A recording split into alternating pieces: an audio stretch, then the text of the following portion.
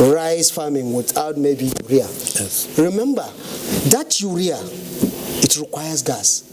And the textile, because it's not only agriculture that requires urea. All textile companies require urea for dyeing, for their process. Is the major input. So even if you put it before now, the competition is between agriculture and textile industry and other chemical industry for using urea. So imagine we have this gas all over. With virtual pipeline, with real pipeline, the gas will be penetrated. And I've heard in the report as well, saying that, okay, there are a lot of issues with respect to handling of this gas. Because of that, the DPR, we try to create what we call MISDO, Minimum Industry Safety Training for downstream operators. And we try to create tracking. Any bulk buyer, identity should be known and tracked so that we have safe handling of this product. But the report is actually excellent. We have a couple of reports, tweets that I believe you react to, but let me take on Rear Admiral Dick. Within the ambit of ECOWAS, the Nigerian Navy is doing so much. Let's have an update regarding new vessels for the Nigerian Navy. And I remember vividly, recently, the Chief of Naval Staff was in United Arab Emirates for the key laying ceremony of a huge naval ship, which is very, very strategic to Nigerians' security, and also local content by the Navy, and also possibly MOUs on ECOWAS zone cooperation by the Navy. Yeah, thank you very much. Yes. Actually, the Navy, in order to achieve mandate, realized the fact that we need to cooperate with both international partners and stakeholders, regional partners and stakeholders, and even stakeholders within the country. So, aftermath of the Yaoundé Code of Conduct brought about the zoning of the countries in the Gulf of Guinea. Now, you have the Zone E, which comprise Togo, Benin, Nigeria, and Niger Republic. Basically, we are expected to cooperate and police our environment. So what we have right now is trying to see how we can operationalize that Zone E. It's not been fully operationalized. The headquarters is in Benin Republic. We have an officer there, but we have not been able to sign the necessary documents where we will donate ships to do patrols. We are ready in all respects. We are actually driving the process, but we have not arrived at where we think we should have been by now. But because you have the Zone E, you have the operational plan of Zone E, it's easier for us to share information. And because of other zones, like we can share information with almost all the countries in the west coast of Africa on what is happening in the maritime environment. If there's anything we need to ask them, we just ask them and they will reply and respond appropriately. And we too, when they make requests, we respond appropriately. Now, because we know that maritime crimes are international, because you have a ship, the ship could be owned by maybe, let me see if it's registered in Panama, owned by Greeks, captained by a Filipino, with some crews from other countries. The cargo could belong to different people. So, because of that, we ensure that our operations are. Go ahead. Our operations are. The scholars are coming in. Yeah. So our operations follow the due processes, and our outlook is international. Now, as maritime crimes are transnational and migratory, so we also ensure that we follow the trends. That is why before now, when we started the Total Maritime Spectrum Strategy in 2012, we actually did analysis. We had 5 spectrum 1 to 5, which is based on the distance from sea. Spectrum 1 covers the backwaters where you have more than 3,000 creeks. and those creek operations will require a lot of boats. So because of that, we do analysis, and we needed about 150 something at that time. But the Navy has been able to acquire over 250 boats. So we actually, and that one, we have about excess of 150. But then we still felt that the threats are increasing. So the Navy felt we still need about 200 boats. But those boats are actually for brown water and the backwaters. So that had helped us to contain the operation of criminals in the backwater. But then, when you contain that one, because it's migratory in nature, they are going outward. So we had to look at our process again and get the appropriate platform that will follow them outside. That is why we're now coming up with the idea of getting more boats like RIPS, which is rigid hull inflatable boats, which can transit from the brown waters to from the backwaters to brown water operation just outside outside our coastline. Yeah. We expect within this year, we expect about 78 of RIPS and Riverine patrol boats.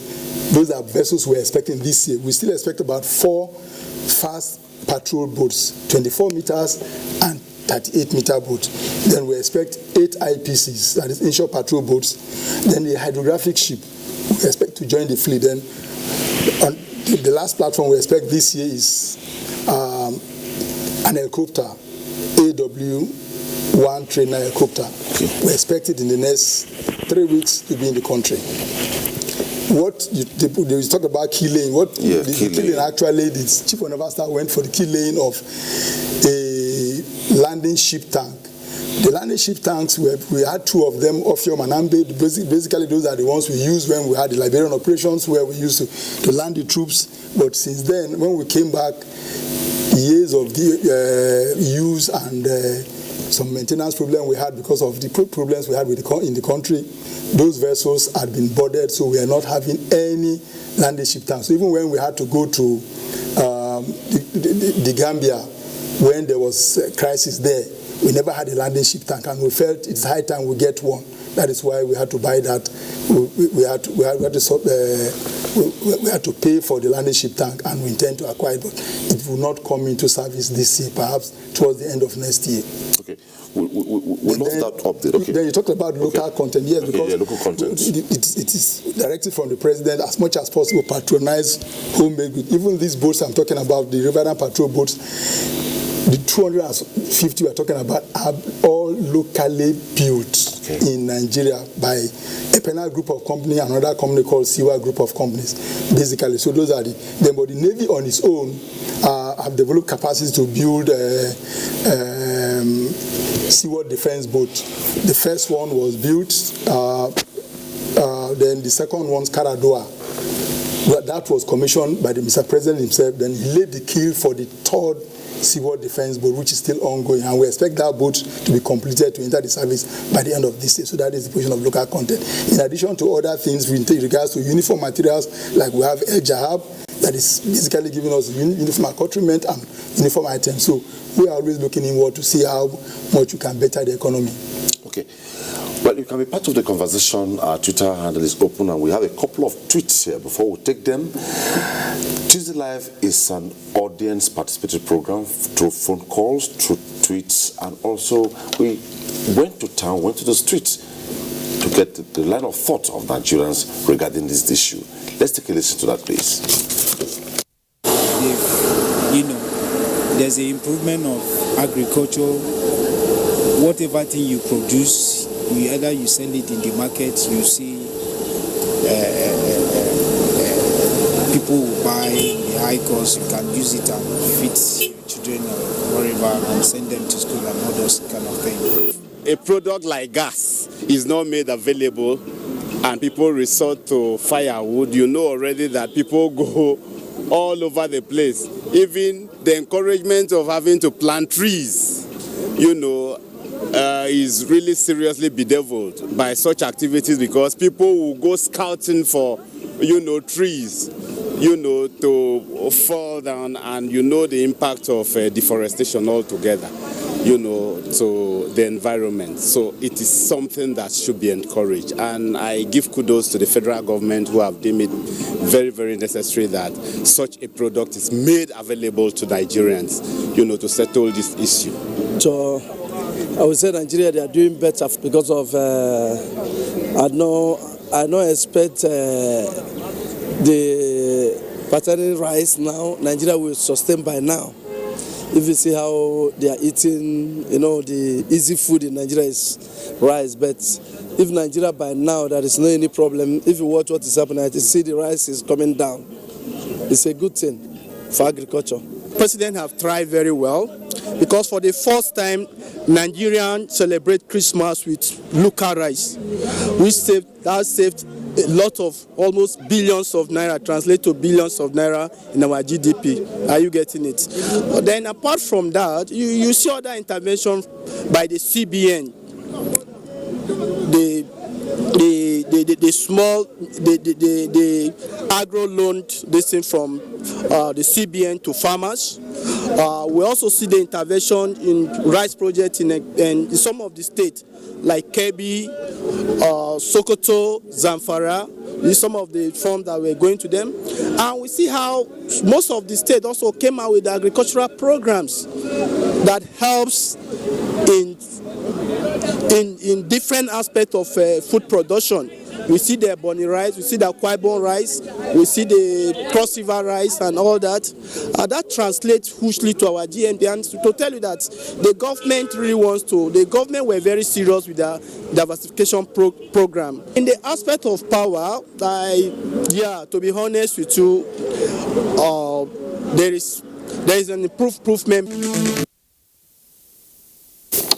Those were Nigerians bearing their minds on Mr. President's letter to Nigerians projecting into 2020. We're looking at part 2 of it sectorally. Well, a couple of tweets have come in. Like I said, you can be part of the conversation. Even when the phone lines are off, our Twitter handle is still open. First here, say, hello, presenter and the guest. We people of Northern Borno are mostly farmers. Let the federal government, Nigerian Armed Forces and other security agencies help our governor, Professor Zulum, to fulfill his promise. It's good to help Nigerian economy. We lost CBDA in Matt Baga. That maybe I'll allow Rear Admiral Dick to respond to that at the appropriate time. And the next one is from Ismail Mahmoud. Thank you, NTA, for this enlightenment program. People are benefiting a lot, however. I would just like to draw the attention of government to please create a policy that will benefit the common man, because if you look at the situation of this country, people are suffering. I allow that to Professor Abiodun. Mohammed Sani Haj, thanks so much for choosing this topic. Really, this program is creating awareness to us because a lot of projects are being executed by the government, but because of corruption, it is not moving positively. Last but not the least, Al-Majiri Abubakar Gargada. How will the passing of PIB enhance a positive impact in oil and gas sector? I think, let me start from Rear Admiral Dick. The request by the person from Borno asking for the Nigerian Armed Forces to assist the governor in combating whatever is going through there. Reassurance. First and foremost, the Armed Forces of Nigeria is concerned with the security of the country from both land, sea and air, and as the man should be aware, we have an operation going on in the northeast, and of course the headquarters of the operation, that is Operation Lafia Dole, is in Maiduguri itself. So we'll do everything to ensure that the security situation in that area of the country is improved upon, and with that, I think the governor will be able to achieve his set objectives. Okay, we have had two key things that the Nigerian Navy is doing. We have heard so much about the harmonized standard operating procedure. What is it all about? And also, recently we hear so much about the campaign by the Nigerian Navy regarding crude oil theft and other criminalities on our waterways? Let me take it from take the last question. When we say it's Nigerian Navy, so the Navy is for Nigerians. Sure. So whatever we're doing, we just felt that we should take Nigerians along. We are not just going to operate in a vacuum. And the president last letter is even very clear: protect the host community and the environment, and make sure you respect human rights as much as possible. You are professional. So we just felt, okay, let us bring everybody, let it be a whole of government approach. We shouldn't just work in isolation, so we should take along everybody within the community, our operational environment, so that they will help in the fight against those maritime crimes, because the criminals are not ghosts, they live among us. So if they provide information to the military or to the Navy as a service, the Navy will help them better. And also the fact that that they know those terrain much more than those who are operating there. We're not saying we don't know, but then that is where they live. And their facilities they have enjoyed there, and if they want to continue to enjoy a peaceful environment, they needed to work alongside the Navy. And in most times, the act of most of these criminals, like those who are involved in operation of illegal refineries, their act, of course, the efficiency of the contraption they have is less than 50%. So what this means is that if you have 1 liter of Ragolis of crude oil, which they are refining, it is only 50% of that crude oil that they can get AGO from, or PMS, and the rest will be thrown back to the environment as waste and will be contaminant of the environment. And to clean up that, or for you to rehabilitate that particular environment, will take more than 30 years. So that is why we felt we must take them along, and that is why we have all those jingles and all what's going on. It's been helping, because the last operation we had somewhere in Awoye, the community actually helped us, because the criminals ran into the community, and when we told them this is what is happening, they helped to direct us. So this is where they pass. They are not part of us, and we're able to round them up. Okay. Then the harmonized standard, this is called harmonized standard operating procedure on arrest and detention and prosecution of personnel. Actually, because I told you that the Navy is very open to collaborating, so all the stakeholders in the maritime environment were brought on board by the Nigerian Navy as far back as 2016. So in 2017, that procedure, which serves as a guideline for operating the maritime environment, was developed and was actually launched by the Vice President. So right now we're in the process of trying to, because it has passed the number of years it should take to be reviewed, so we're in the process of reviewing it to meet up with current realities in the maritime environment. Okay. We'll still come back to you as time allows. The next one says, how will the passing of PIB enhance a positive impact in the oil and gas sector and sundry matters? Yes, definitely the PIB will enhance oil and gas sector. It will improve transparency. It will improve the efficiency of the industry. Take, for example, as it is now, there's issue of community, involvement of community in the involvement of good fiscal policy. Look at the in preparation of the PIB. I think, Mr. President, one of the key achievements that he recently made is signing into law the Deepwater Act, which will bring more value to the country, which will create that value that Nigerians really want. And I think that really helped in preparing the ground for petroleum industry bill. And the bill, as the government is putting it together, is how can we make this industry attractive? Take, for example, out of the 26 terminals, in preparation of getting the PIB, this administration, in the last first leg of it, enhanced the National Production Monitoring System. What is that? Creating enabling environment and system that will track every molecule that is produced, every molecule of crude oil that is produced, export, and get it over from the point that it is drilled, completed, get to the terminal, and even push forward just in preparation of the PIB to get tracking of the loading of crude. And that is why when you pass the law, it is like, okay, there is an established ground by which the industry will now have a platform that people are coming. And the evidence of that is actually the recent FID. And more FIDs are coming. There are a lot of deep water projects. In addition to signing this new Deep Water Act, even though it gives government more tech, but still, people are looking at the country now as transparent, easy to do business, and it is clear, and the government tech is clear, it's not unclear like before. And when you pass the petroleum industry bill, you create an awareness for the entire world that this country is set to avail its own resources for the world to take advantage of. Okay, thank you. Now, Prof, in reacting to the concern raised by Ismail Mahmoud regarding saying that government should do something that people are suffering, let me take you to the 2020 finance law. It's not a law, no more bill. I sent it to Mr. President. Now, strategically, quickly, let me take a few objectives, then you react to them. Okay. It has 5 strategic objectives. 1, promoting fiscal equity by mitigating instances of regressive taxation, reforming domestic taxation, supporting macro, small, and medium-sized businesses in line with the ease of doing reforms and raising revenues of government.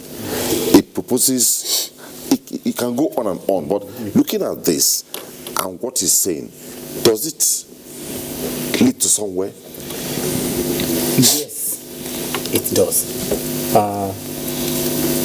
Let me quickly say this.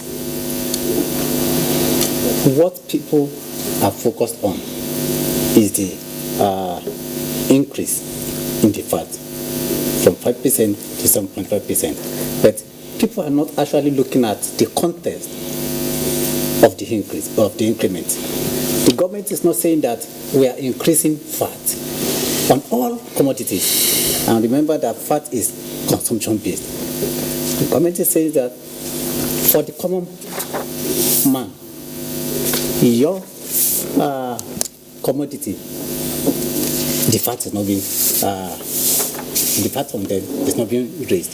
For instance, on food items, on food items, on education material, yes, on pharmaceutical material, and the rest. The government is saying that the VAT on this is not being raised. That tells you that the government is also aware that there are certain commodities that once you increase the VAT on them, it's going to affect the common man. Now, if you read the detail, your cocoa, bread, rice, the VAT remains the same. That tells you that the government is aware of the plight of the common man. So, beyond that, there is another aspect of the law, which is the changes in custom and SI duties. People are only looking at the increase. What of those custom and SI duties that have actually been reduced? That is to help local manufacturers. Okay. And if it is well implemented, small-scale business people are also being exempted from certain taxes. That these are the people that get, that provide employment that people need. Okay. So I don't think the financing law has overwhelming positive effect on the economy. Okay. It does not put any additional burden on the common man. Now, apart from that, remember. But if the enlightenment is not very, very wide, there could be consumer behavior that will affect the common man negatively. Yes, and that is where... Regarding even the VAT from 5 to 7.5%. That is where implementation comes in. Some people can take advantage and then use that to exploit people. That is where government needs to monitor the implementation. Okay. But I quickly want to say this. Remember, we can link this to the question asked by is it Musa or Isa, Isa. that how will you create Within 4 years. within 4 years? But I want to link that to lifting people out of poverty. When you develop agricultural value chain, you provide enough infrastructure. And remember, I said it's going to give us, it's going to kickstart your industry, commerce, small-scale business activities. Automatically, jobs will be created. What is the source of poverty? It's because people lack access to employment. They lack access to income-generating activities. So when you open up roads, there is infrastructure development, and then you put in place policy that give boost to manufacturing, to industry. Definitely, jobs will be created. People will be able to generate income, and then they'll be able to consume. And then, before you know it, their welfare will improve, and then they'll be lifted out of poverty. So, in a nutshell, both the letter of the president, the financing bill, has the two of them have prospect on boosting the economy, boosting welfare, creating jobs, opening up the economy. Okay, before I take on Mohammed, Ibrahim Omar Mohammed says, "May God help our country and the armed forces because they are really trying their best in the recent insurgency disturbing our nation." Prince Sikiru, I want to appreciate the government for our efforts in revamping the agri sector, but more work needs to be done in the power sector.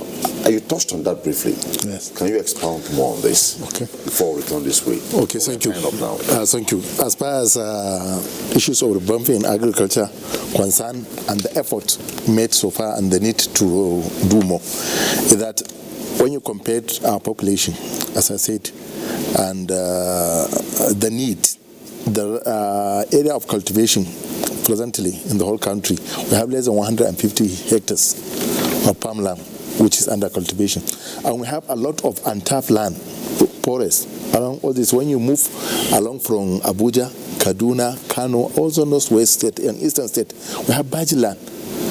Besides the administration of President Babangida, who has NELDA before, that's the only institution that concentrates on land development. Some state governments are making effort. For instance, in my state, Chicago State, Bonabado has made an effort to clear, that is the issues of mechanization coming.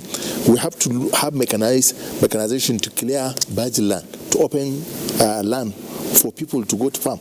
And we have to use, right now we have motorized planter, we have harvester, we have a threshing machine. We no need for a farmer to use his hand or this thing. A lot of them, in a day or in a few matter of hours, one can be able to harvest his 1 hectare or 2 hectares of farmland and thresh it in a clean way. A lot of wastages is recorded through local means of this thing. Now farming is business. If farming is a business, one has to know what the essence of getting more money out of the business. Because for this 1 hectare of farmland, an average 4 tons per hectare is recorded, almost about 52 bags. And average the price is 10,500. One can be able to get up to the tune of 546,000 out of it in a matter of 4 months. And one can do 2 seasons. And besides that 2 seasons, wet season and dry season, he can easily do other products like wheat, vegetables, and other this thing. You see, now smallholders, farmers in rural areas can get more money with the help of government this thing. Incentives in developed countries, America and other this thing, a lot of incentives are going into agriculture. Per farmer, they can spend over $10,000. But we have to consider our meager resources and our population. It's not possible in the country. We appreciate what the government is doing, but yet there is room for expansion. Open budget land, create avenue. A caller who called from Maiduguri. I really cherish what Governor Professor Zulum is doing. We regard Professor Zulum to be our general in civilian. Mukti. Yes, that is it. I want to emulate all my state government to emulate what Professor Zulum is doing. He's all there to provide leadership qualities to his people, which people cherish. My state government has invested a lot in procurement of these machineries and distribute. Unfortunately, some of it goes to political farmers, which are not real farmers. There's need to use traditional institutions identify true farmers within society, whereby they can easily utilize that kind machineries into use. And issues of low recovery, even when you use that contract farming, one can easily recover what he has invested, because he's a true farmer. When you invest, a true farmer does not want people in his house every day. If you go for one low recovery once, twice, you're the one who is going to take it back. I have 18 years working experience in Nigeria Agricultural Bank. I know loan administration what it's all about. Now, unfortunately, there is misplacement of priorities. And last time we held a meeting with CBN Governor or stakeholders for Uncle Broa. The facts and figures we give him, we tell him before him. He said, henceforth, he's going to hold, on every quarter, he's going to hold such kinds of stakeholders. Okay, let me hold you there. Thank you. Prof, as much as we don't have all the time, can you briefly talk to, judging from the report that came from Lafia, that is Nasarawa State, power transmission and the economy in 2020, briefly?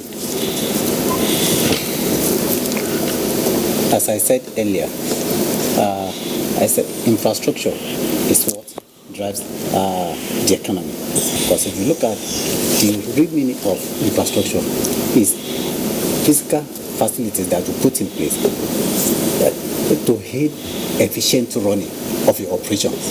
And if that is the case, how the bulk of our problem is power. If you are able to tackle the issue of power, as I said earlier, many people that are out of job, they will come back. They will come back. If you do that, many industries or many firms that have been closed before, they will come back. As you are doing that, you are creating jobs, you are generating income, and then before you know it, it will reflect on the overall economy by boosting the GDP.